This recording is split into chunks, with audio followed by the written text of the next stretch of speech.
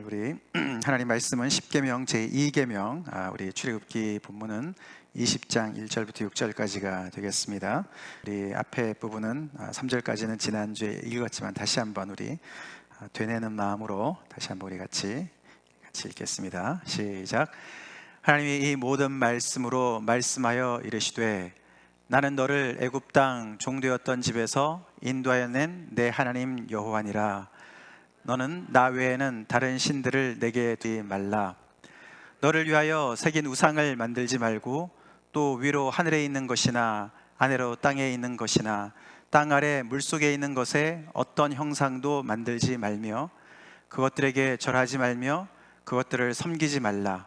나 내 하나님 여호와는 질투하는 하나님이신즉 나를 미워하는 자의 죄를 갚되 아버지로부터 아들에게로 3, 4대까지 이르게 하거니와 나를 사랑하고 내 계명을 지키는 자에게는 1000대까지 은혜를 베푸느니라. 아멘. 네. 이렇게 해서 우리가 4절부터 6절까지가 이제 제2계명에 해당되는 말씀, 오늘 이제 우리가 들어가게 되는데, 지난주에 우리가 1계명에서 우리가 하나님께서 나 외에 다른 신들을 섬기지 말라라고 명령하신 것을 우리가 살펴보았습니다. 애굽에서 종살이하던 이스라엘 백성들을 하나님께서 구하셔서 이제 신의 산 앞에서 말씀하시는 것이죠. 너들이 지금까지 알고 듣고 배운 경험한 모든 것들은, 다른 신들은 누가 만들었습니까? 지난주에 살펴봤지만 인간의 손으로 만든 것이야. 인간이 만든 것이야. 그러니까 그들을 섬기지 말고 나만 섬겨 라고 하나님께서 말씀하시는 것이 1계명으로 첫 단추로 우리가 지난주에 살펴봤는데, 이것을 다른 말로 표현한다면 오직 야훼 하나님 한 분만을 너네 예배의 대상으로 삼아라 라고 말씀하신 것이라고 우리가 알아봤습니다. 왜냐하면 다른 신들은 인간이 만들었지만 이 야훼 하나님은 스스로 계신 자이기 때문에, 그래서 이 스스로 계신 자가 그들을 구원하셔서 그들에게 이제 진리의 말씀을 가르쳐 주시면서 이제 나만 너네가 예배의 대상으로 삼아라 라고 명령하시는 것입니다. 다른 신들을 섬기지 말라는 말은 예배하지 말라는 말이죠. 예배는 worship이라는 것은 worthship, 그래서 가치를 나타내는 것이죠. 내 인생에 정말 내 예배의 경배의 대상 되시는 가치가 있는 그런 정말 내 예배를 받으시기 합당하신 분이시다. 그게 예배인데 그 예배의 보좌, 그 대상이 바로 하나님이시다. 그래서 우리의 마음의 중심에, 보좌의 첫 자리에 오직 하나님만을 모시라고 하나님께서 명령을 하신 것을 봤습니다. 그러면서 하나님께서는 이 한 사람 한 사람이 하나님만을 예배하면서 하나님을 닮아가기를 원하셨어요. 우상을 닮아가면 목석 같은 인생밖에 안 되지만 살아계신 하나님을 닮아가면 하나님의 마음을 품은 하나님의 사람이 되는 거기 때문에 하나님께서 그들을 그렇게 재창조하시는 첫 단추로 그 말씀을 하셨습니다. 오늘 이제 두 번째 계명, 2계명은 우리가 조금 전에 읽어봤지만 그 어떤 우상도 어떠한 형상도 만들지 말아라 라고 명령하셨습니다. 이거는 다른 말로 말하면 하나님을 섬기는 데 있어서 이방신을 섬기듯이 섬기지 말아라, 그런 뜻으로 해석할 수가 있습니다. 이스라엘 백성들이 지금까지 애굽 땅에서 보아왔듯이 이방신들이 많았었고 이방신들을 나타내는 우상들이 많이 있었습니다. 그리고 그들이 어떻게 그 우상들을 섬기는지를 다 봤습니다. 근데 이제 이들이 이 신의 산 앞에서 이 야훼 하나님을 경험적으로 체험하고 이제 하나님을 이제 예배를 하게 되는데, 그래서 자기네를 구원하신 하나님께 충성을 맹세하고 있는 중인데, 그럼 우리가 하나님께만 예배를 드리겠습니다, 하나님만을 우리가 모시겠습니다 말은 하지만 이들이 하나님을 어떻게 예배해야 되느냐, 근데 그들이 지금까지 보고 들은 거, 경험한 거가 우상 섬기는 것밖에 모르거든요. 그렇기 때문에 하나님을 섬김에 있어서도 하나님을 표현하는 어떤 우상이든 형상이든 만들어서 이게 우리를 구원하신 하나님이야 라고 만들어서 섬길 위험성이 충분히 있었거든요. 그래서 하나님은 그것을 금하시는 법으로 2계명을 주시는 거예요. 너를 위해서 새긴 우상을 만들지 말아라. 위로 하늘에 있는 것이나 아래로 땅에 있는 것이나 땅 아래 물속에 있는 것에 그 어떤 형상도, 이 우상이라는 단어와 형상이라는 단어가 두 다른 단어인데 같은 뜻입니다. 그래서 어디에서도 어떤 종류의 형상도 절대로 만들지 말아라, 그것을 강조하는 의미가 거기에 들어가 있습니다. 그렇게 형상으로 만들어서 섬기는 것은 이방신을 섬기는 거기 때문에 나를 섬기려면 내 방식으로 나를 섬겨야 돼 라고 말씀하시는 게 제2계명이에요. 이거를 다르게 말한다면 하나님께서는 나를 대체하는 대체물을 붙잡지 말고 나를 붙잡아, 나에게 집중해 라는 말씀인 줄 여러분 믿으시기 바랍니다. 하나님께서요, 하나님을 대체하는, 하나님을 나타내는 여러 가지 다른 것들에 붙잡혀서 그것을 붙잡고 이게 하나님이야 라고 하지 말고 나랑 직접 딜해, 직거래해, 그 말씀을 하시는 거예요. 하나님께서 당신에게 모든 사람들을 초청하시는 그런 명령인 것이에요. 이게 이제 말이 되는 게요, 우상들은, 지금까지 이스라엘 백성들이 경험한 우상들은, 우리가 지난주에 살펴봤지만 다른 신들은 인간이 만든 거 아닙니까? 없는데 만든 거예요. 그러니까 없는 걸 있는 것처럼 만들려니까 우상을 만들어야죠. 근데 하나님은 엄연히 살아계시고 역사하시는 하나님 아니십니까? 근데 그 하나님을 왜 대체용품을 만들어야 되냐 이거예요. 살아계신 하나님이 엄연히 계시는데, 그렇지 않습니까? 마치 부모님이 살아계시는데 부모님의 사진으로 살아계신 부모님을 대체하는 바보가 없듯이 살아계신 하나님이 계시는데 왜 하나님을 대체용으로 만들어서 우상을 만들어서 이게 하나님이야 저게 하나님이야 얘기하지 말라는 것이죠. 사실 이 1계명과 2계명이 이 우상으로 쪄들어 있었던 이 이스라엘 백성들한테는 정말 너무나 새로운 이야기였어요.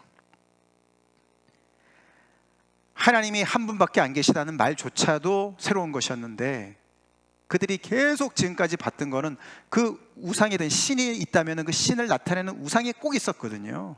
근데 하나님은 그 절대로 나를 나타내는 어떤 우상도 형상도 만들지 말아라. 아무리 좋아 보이는 해도 달도 별도 그 어떤 것도 땅에 껐든 뭐 물속에 껐든 아무리 위대해 보이는 것도 절대로 만들지 말으라고 말씀을 하시는 거예요. 그래서 이 사람들은 한 번도 듣도 보도 못한 이런 명령을 받으면서 이건 또 뭐지? 이방 사람들이 너가 믿는 하나님은 뭐냐? 좀 내놔봐라. 어떻게 생겼냐? 그러면 좀 내놔야 될 게 있어야 될 것 같은데 없는 거예요. 하나님이 아무것도 만들지 말라 그랬으니까.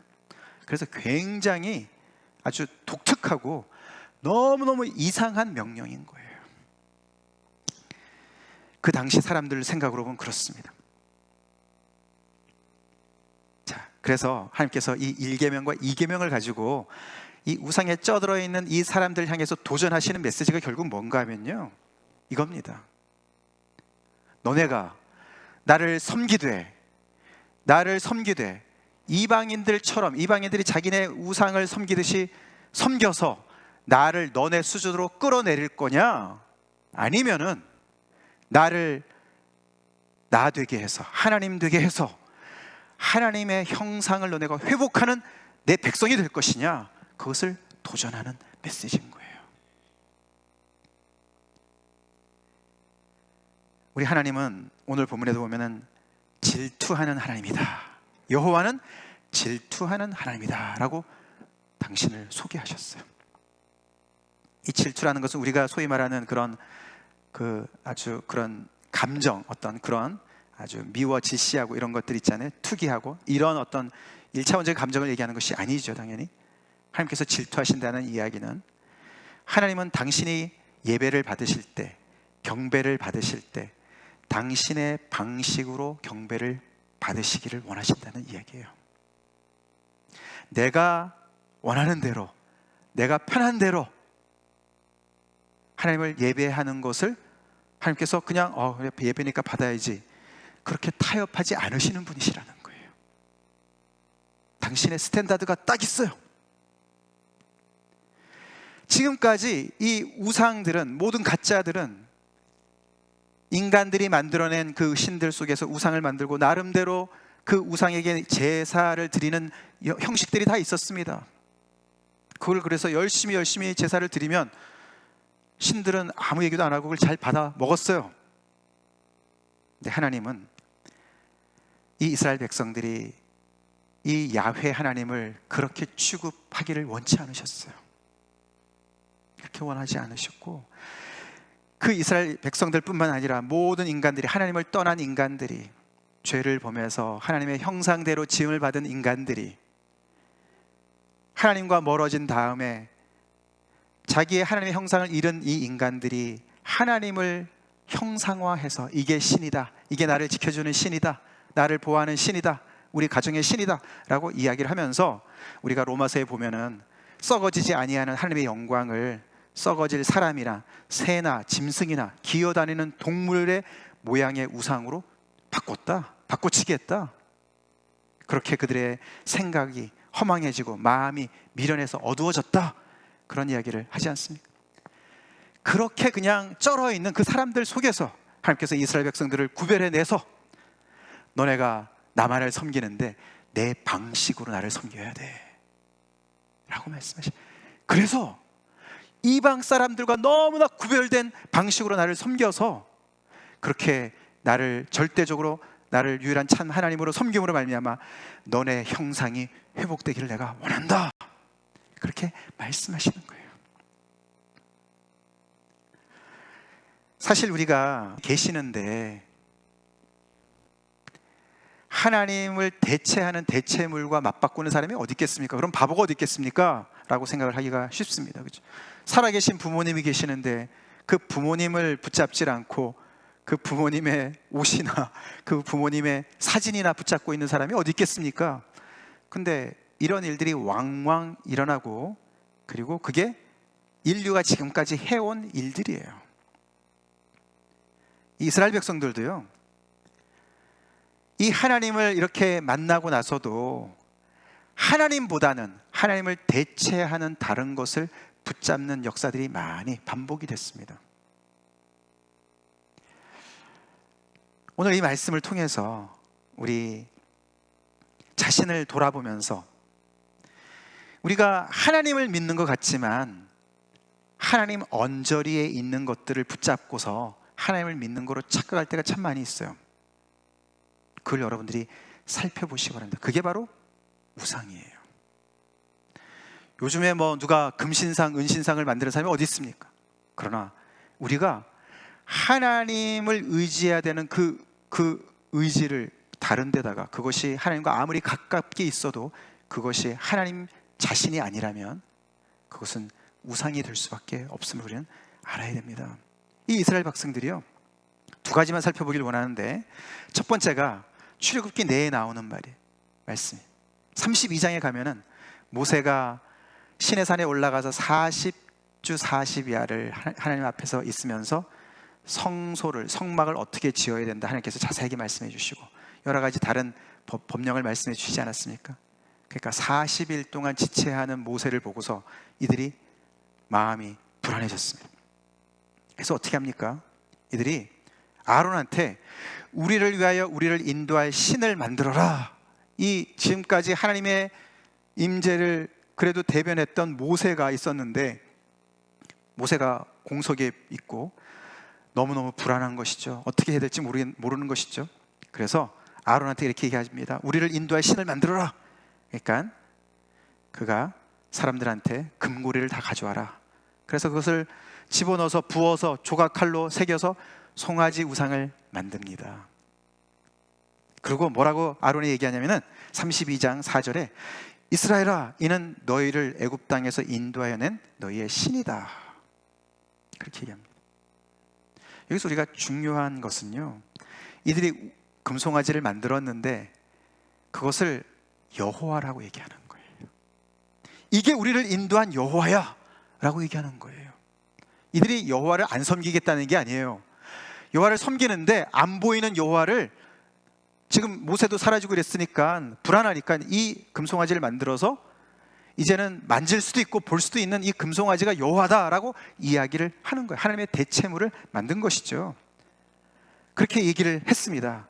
그러고는 그들이 그 앞에다 제단을 쌓고서 아론이 공포합니다. 내일은 여호와의 절기다.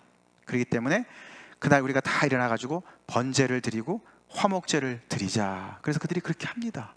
그 금송아지 앞에서 예배를 드려요. 이 금송아지가 여호와인 거예요. 이들이 여호와를 떠날 생각이 있는 것이 아니었어요. 단지 보이지 않는 하나님을 보이게 만들었을 뿐이죠. 자, 그래서 백성들이 그 앞에서 먹고 마시며 뛰노는 사건이 벌어진 게 32장에 나옵니다. 그 다음의 이야기는 여러분이 잘 아시잖아요. 하나님께서 극노하시죠. 이거는 이들이 자의적으로 자기들의 생각으로 금송아지를 만들었다 치자고요. 그러면 근데 언약궤가 하나님을 대체하는 경우가 또 생겼습니다. 사무엘상 4장에 가보면은 이때가 왕정시대가 들어오기 전에 사무엘이 어렸을 때지 않습니까? 그때 이들이 블레셋과 싸우다가 전쟁에서 졌습니다. 그래가지고 4,000명이 죽었어요. 그러니까 백성들이 그냥 진영에 돌아와가지고 하나님 우리와 함께 계시지 않는데 어떻게 되느냐 막 이랬을 때 장로들이 아이디어를 냅니다. 실로에 있는 성막 안에 있는 언약궤를 가져다가 그 전장에 가져가자. 그러면은 그것으로 우리가 전쟁을 이길 수 있을 거야 라고 얘기했습니다. 그래서 그들이 그 언약궤를 가지고 갑니다. 전쟁에. 그래서 거기에 있던 백성들이 언약궤가 거기 전장에 오는 것을 보고서 그들이 큰 소리를 외쳐서 땅이 진동을 했다, 이렇게 기록이 되어 있어요.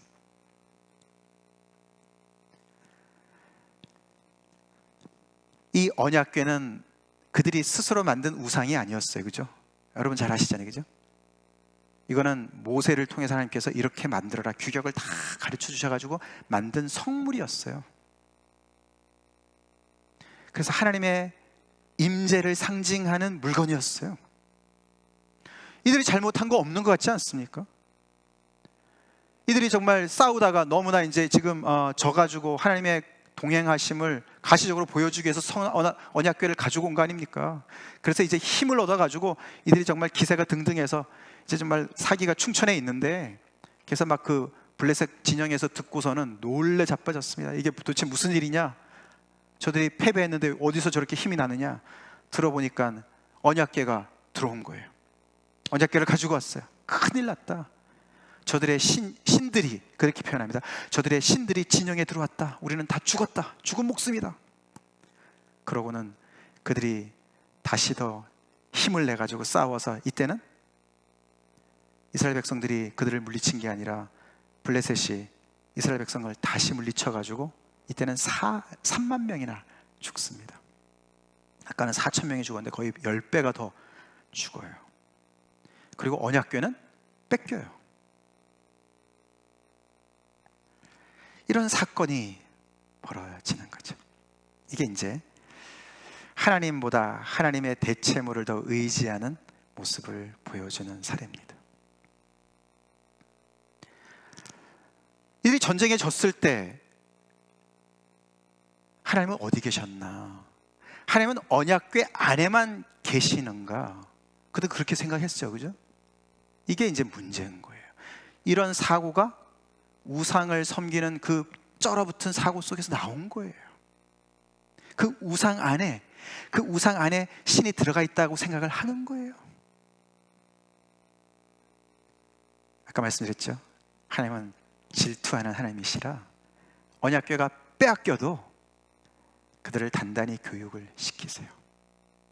하나님이 망신을 당하시는 것 같아도 언약궤 뺏기도록 놔두세요. 이들이 이렇게 금송아지를 만들고 언약궤를 가지고 오는 이유는 다른 게 아니죠. 아까 말씀드렸지만 불안하기 때문에 그런 거예요. 이들이 믿는 하나님은 어떤 분이세요? 눈에 보이지 않잖아요. 하나님은 영이시잖아요. 근데 이쪽에 이방 땅의 신들은 다 눈에 보이거든요. 만질 수 있거든요. 눈에도 안 보이고 손에도 안 잡히는 이 하나님, 너무 막연한 하나님, 하나님이 함께 하시겠다 약속만 주시고 말이죠. 뭐 내놓을 게 없는 거예요. 그래서 모세가 사라지니까 너무너무 불안하니까 의지할 이 뭔가 손에 잡을 만한 텐저블한 뭔가가 필요한 거예요. 그것이 그들의 그동안에 쭉 내려왔던 이방신을 섬겼던 그 방식에 쩌들어 있는 모습인 거예요. 하나님이 바로 그것을 하지 말라고 그러는 거예요. 불안해도, 하나님이 안 계시는 것 같아도 어떻게? 믿으라고, 기다리라고 하나님 말씀하시는 거예요. 이들이 또 이렇게 금송아지나 언약궤를 이렇게 정말 뭔가 이렇게 눈에 보이고 손에 잡히는 것을 이렇게 의지하는 이유가 또 하나는 그들이 하나님을 조종하고 싶은 욕구가 있어서 그런 거예요. 이게 인간적으로 인간의 기본 욕구 아닙니까? 그래서 내가 원하는 대로 하나님을 부리고 싶은 거죠. 언약궤 안에 하나님이 계신다면 얼마나 좋겠어요, 그죠? 언약궤 앞에서만 조심하면 되잖아요. 그리고 하나님이 불편하면 언약궤 저 멀리 놔두면 되잖아요. 하나님이 거기만 계시니까. 그리고 내가 필요하면 언제든지 언약궤를 모시고 오면은 내 필요를 또 채워주니까 그렇게 매니플레이트 하려고 하는 그런 마음들이 있는 것이죠. 그래서 이 이스라엘 백성들은요, 이렇게 하나님께서 1계명과 2계명에서 계속 하나님께서 너네가 나를 섬기되, 나만 섬기되, 이렇게 내가 원하는 방식으로 섬겨야 돼 라고 하는 것을 계속 어깁니다. 계속 어기면서 결국에는 이방 신들을 섬기듯이 하나님을 섬겨요. 그만큼 이 우상을 소지한 자들의 매력이 대단했어요. 그 매력을 잠깐 제가 좀 정리해 봤는데요, 우상을 소지하고 있으면 어떤 매력이 있냐면요, 일단은 이 손 안에 신을 둘 수가 있잖아요. 뭐 우상 중에 큰 것도 있지만 작은 것도 있잖아요. 내 수중에 신이 들어와 있는 거예요. 얼마나 안도감이 있겠어요. 내가 신을 손아귀에 쥐고 있으니까. 그리고 그 신은 내가 그 신의 필요만 채워주면 제물이죠. 제사예요. 제물만 드리면은 그 신은 나한테 나를 보호해 줄 의무가 있고 나에게 풍요를 약속해 줄 의무가 있어요. 그리고 포터블이니까 얼마나 편리합니까? 가는 데마다 늘 데리고 다니니까 편해요. 이게 이스라엘 백성들의 주변 국가의 그 이방 사람들이 늘 가지고 있는 우상의 매력이었어요.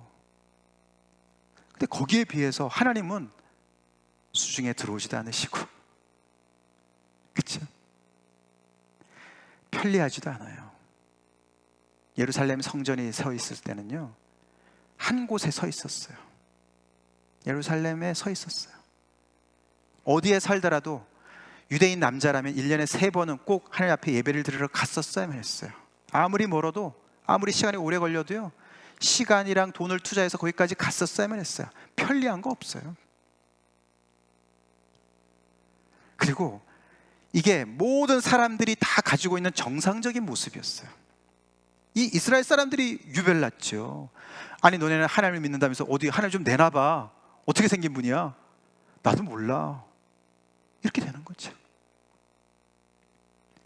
정상적인 모습이라는 건 그 당시 사람들이요, 적어도 우상을 적어도 3개 정도는 가지고 있었대요.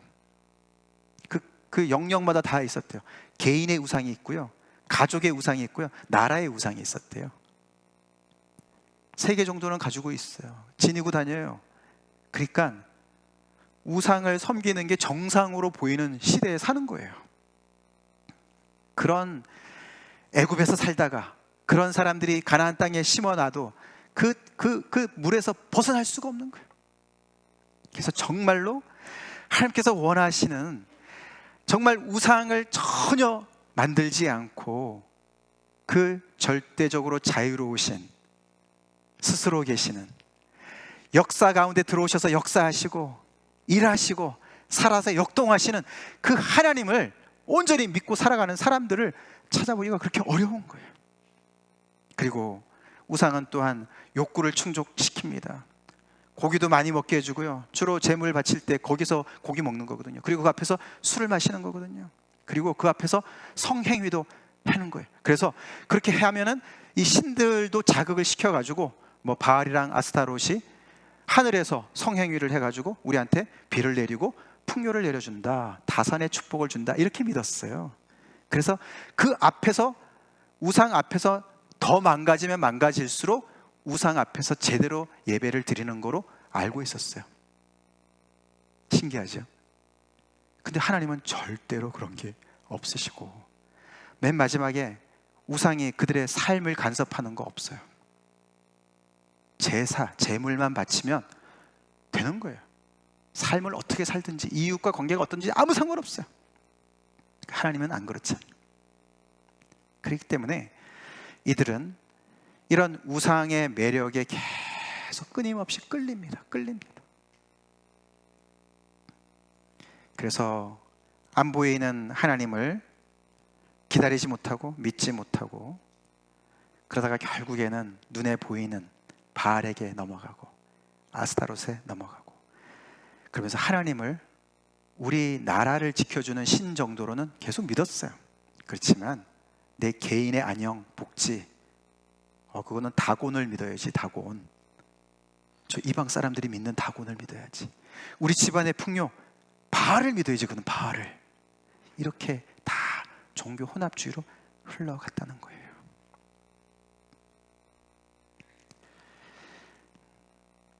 우리랑 별로 상관이 없는 것 같습니까?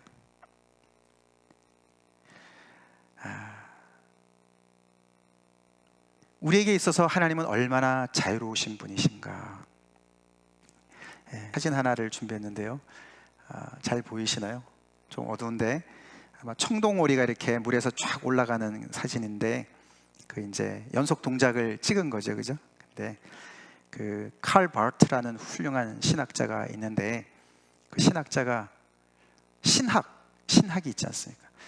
그러니까 theology, 하나님을 연구하는 학문이다. 말이 안 되잖아요, 그죠? 어떻게 하나님을 연구해요?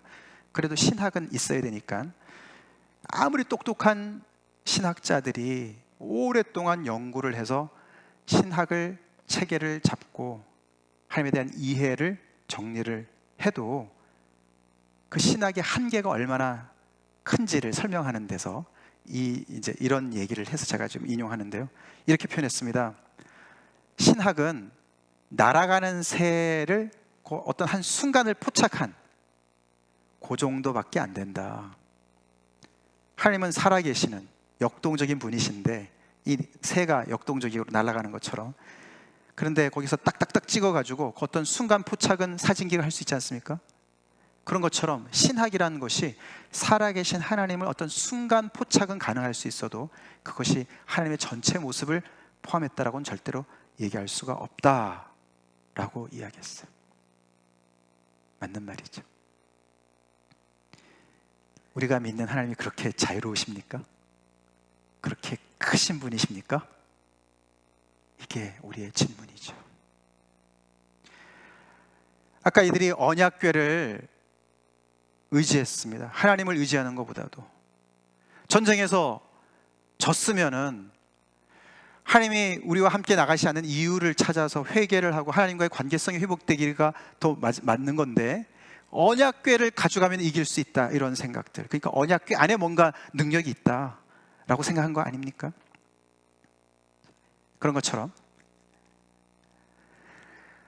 이 나중에 보면은 예수님 당시에 가보면은 이 하나님을 자꾸만 어떤 틀에 가두려고 그러는 거죠. 언약궤 속에 이들은 가뒀었는데, 신약에 가면은 바리새인들이 하나님을 율법의 틀에다가 가두는 거예요. 그래서 진짜 하나님이 인간의 모습으로 오셨는데 그분이 틀렸다고 자기들이 알고 이해하는 율법의 이 틀로서 그를 정죄해서 죽였어요. 이렇게 무서워요. 이들이 율법, 하나님이 주신 율법을요 확대 해석을 하고 세분화해가지고요, 우리가 이제 안식일 가서 이제 더 자세히 보지만 세분화해가지고 하나님의 법을 더 아주 촘촘하게 짰어요. 그래서 그런 기준에 보니까 예수님이 어기는 거예요. 그래서 죽이는 거예요.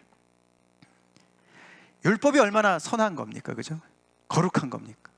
근데 그 율법이 하나님을 대체하는 일을 하게 됐어요. 오늘날에는 성경이 하나님을 대체할 수 있을까요? 성경이? 예. 우리가 성경 공부 열심히 해야 돼요. 근데 성경 공부를 제대로 열심히 해야 돼요. 잘못 열심히 하면 성경을 통해서 우리가 교리 공부를 통해서 성경의 지식으로 하나님을 가둘 수가 있어요.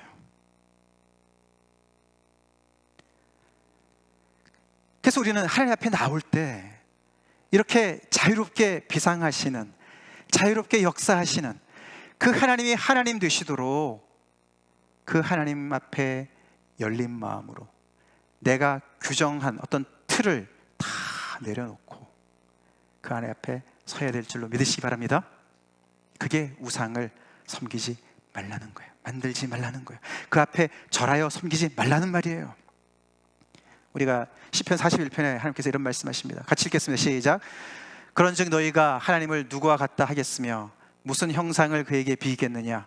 거룩하신 이가 이르시되 그런즉 너희가 나를 누구에게 비교하여 나를 그와 동등하게 하겠느냐 하시니라. 하나님을 누구에게 비교하겠고 누구와 그래서 동등하다고 얘기하겠냐. 무엇과 동등하다고 할 수 있겠느냐. 하나님은 천지를 지으신 분이신데 그런 하나님께서 다른 거 다 나를 대체하는 것들 다 내려놓고 나랑 직접 내 앞으로 와, 나랑 교제해, 나를 섬겨 라고 말씀하시는데 이들은 계속해서 이 하나님 앞에 나가질 않고 하나님과 직접 딜하기가 두려우니까 계속 이렇게 다른 대체물들을 계속 만들어 나가는 그런 역사들 속에 있게 되는 것이죠. 하나님께서 여기서 이사야서에서 다시 말씀하시는 거죠. 하나님과 비교할 분이 없으시죠? 그래서 유일신 하나님에 걸맞는 방식이 우상이 없는 게 맞아요. 어떻게 그분을 표현하겠어요? 무엇이 그분을 담을 수가 있겠어요? 무슨 사상이 그분을 담을 수가 있겠어요? 물론 우리는 성경을 통해서 하나님의 계시를 통해서 말씀을 통해서 하나님이 어떤 분이신지를 알려주셨어요. 더군다나 더 나아가서는 예수님을 통해서 알려주셨어요. 그렇지만 그분은 여전히 우리의 틀을 넘어가시죠? 자유로운 분이시죠? 그래서 우리가 아까 봤듯이 하나님은 질투하시는 하나님이시다라는 말이 그런 말씀이죠. 하나님에게 마땅한 그 경배를 제외하고는 안 받으시는 분이세요. 꽤 까다로운 분이세요. 이 하나님을 정말 하나님 되게 섬긴 대표적인 인물이 아브라함이에요. 아브라함이에요. 같이 읽어보겠습니다. 시작. 그가 믿은 바 하나님은 죽은 자를 살리시며 없는 것을 있는 것으로 부르시는 이시니라. 아브라함이 바랄 수 없는 중에 바라고 믿었으니. 아브라함이 갈대아 우르에서 우상단지에서 나온 사람 아닙니까? 우상으로 쩌들어 있었던 사람이에요. 많은 신들 많이 알고 있었고 우상들도 많이 알고 있었어요. 그들이 어떻게 예배를 드리는지 다 알고 있었어요. 근데 갑자기 하나님께서 나타나셔서 내가 지시할 땅으로 가라. 이분은 말씀만 하세요. 모습을 보여주지도 않으세요.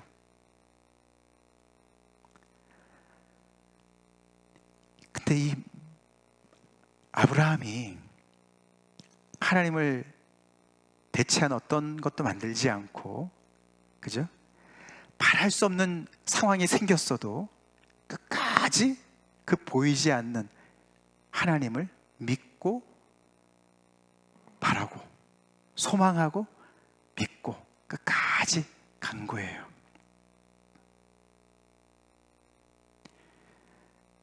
아브라함을 보면은 하나님이 얼마나 자유롭게 역사하시는 것을 볼 수가 있어요. 그죠? 이삭을 줄 때도 25년 동안 기다리게 하세요. 물론 그 중에 실수도 좀 하지만은 이 하나님이 죽은 자도 살리시고 없는 것도 있는 것으로 부르시는 이런 하나님이 이 피조 세계에 있겠습니까? 없잖아요. 근데 아브라함이 어떤 때는 정말 머리가 터지는 것 같고 복장이 터질 것 같고 도대체 이분은 우상들과 너무 다르시네. 어떻게 이렇게 다르시냐. 너무 답답하고 불안하고 마음대로 안 되네. 그런 생각이 들었었겠죠. 그런 때도 있었겠죠. 그런데 그는 하나님의 은혜로 끝까지 하나님을 하나님 되게 섬겼어요. 그분을 바라고 믿었어요. 끝까지 바라고 끝까지 믿었어요. 그분만을 바랐어요. 그것이 약속을 붙잡는 형태로 나타나긴 했지만, 그래서 아브라함이 어떻게 됐습니까? 믿음의 조상도 됐지만 하나님의 형상을 온전히 회복한 믿음의 조상이 된 거예요. 하나님 따라가기가 어렵죠. 믿음으로 이 자유로운 하나님을 따라가기가 너무 힘들어요. 우리의 이 좁은 머리를 가지고 따라가기가 힘들어요. 근데 우리 인생 가운데 하나님이 자유롭게 죽은 자도 살리시고 없는 것도 있는 것으로 부르시는 그 하나님의 역사를 우리의 삶 가운데 정말 경험하려면은 그 어떤 틀도 다 내려놔야 됩니다. 내려놔야 됩니다.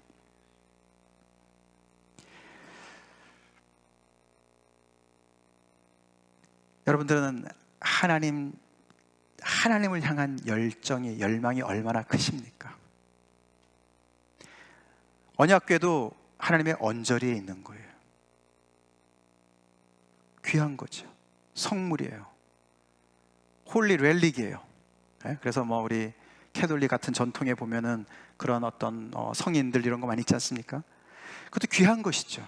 근데 거기에 어떤 신적인 능력을 부여하는 순간 그게 이제 우상이 되는 거예요. 사람이든 물건이든 그게 우상이 되는 거예요. 하나님은 그걸 너무너무 싫어하세요. 그래서 오늘 보면은 나를 미워하는 자는, 나를 사랑하는 자는, 얘기하시죠?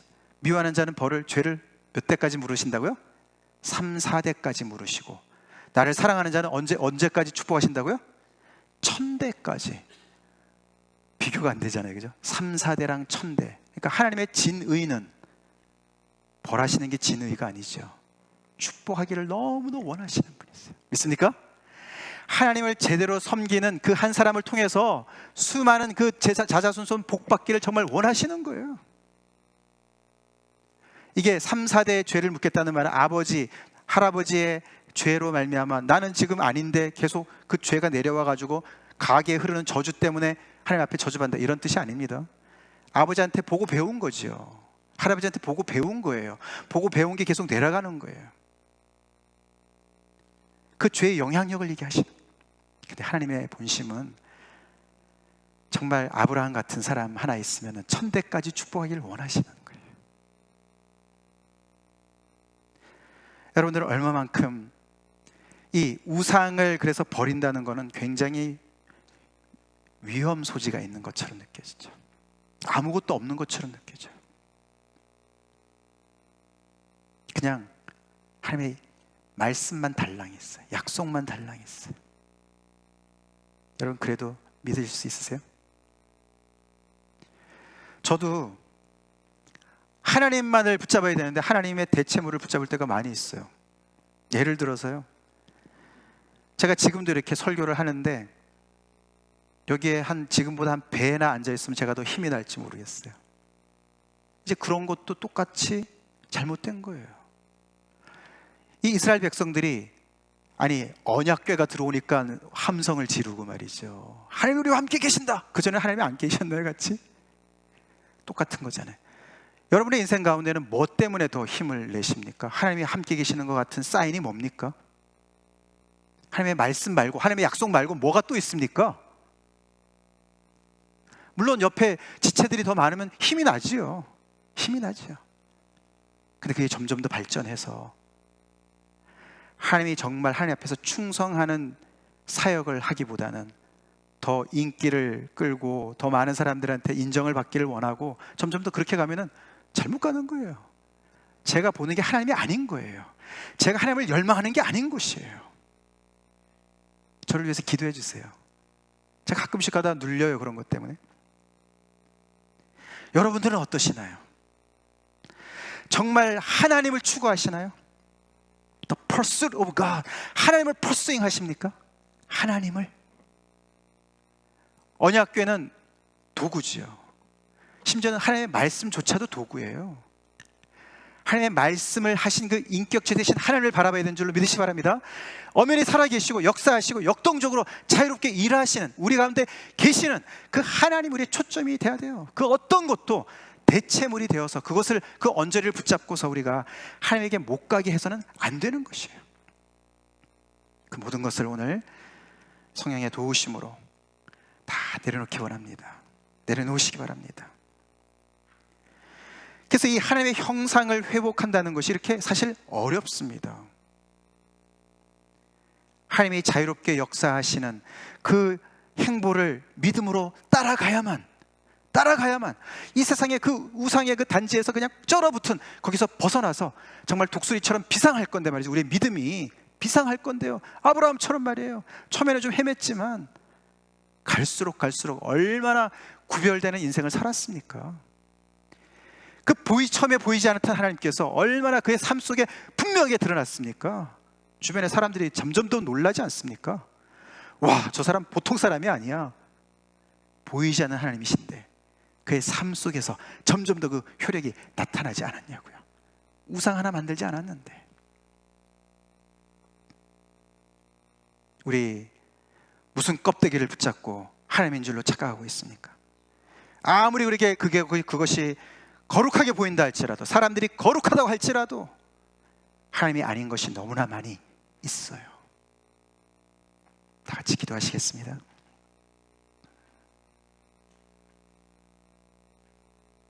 우리는 하나님을 우리 수준으로 끌어내리려고 하는 유혹으로 항상 갇혀있고, 거기에 비해서 하나님은 계속해서 우리를 하나님의 수준으로, 하나님의 형상의 모습으로 끌어올리려고 역사하기를 원하십니다.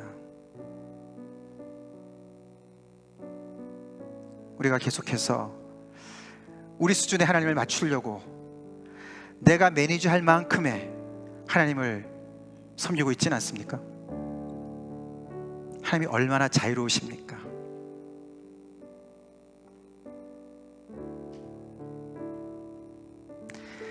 믿음 따라 살아가는 삶이 얼마나 피곤하십니까? 힘들죠. 힘들어도 계속 바라고 믿고 계십니까? 그 엄연히 살아서 역사하시는, 역동적으로 전권적으로 자유로우신 그 하나님을 바라보고 계십니까? 그 하나님이 우리 가운데 운행하고 계십니까?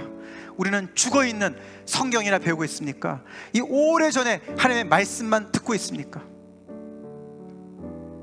말씀을 통해서 오늘도 우리의 인생을 클레임하시면서 너는 내 것이야! 그 하나님 아버지 앞에 굴복하고 하나님만을 섬기되 하나님이 기뻐하시는 신령과 진정으로 하나님을 예배하기 원합니다. 그런 고백 다 하시는 여러분 되시기 바랍니다. 다 같이 기도하시겠습니다.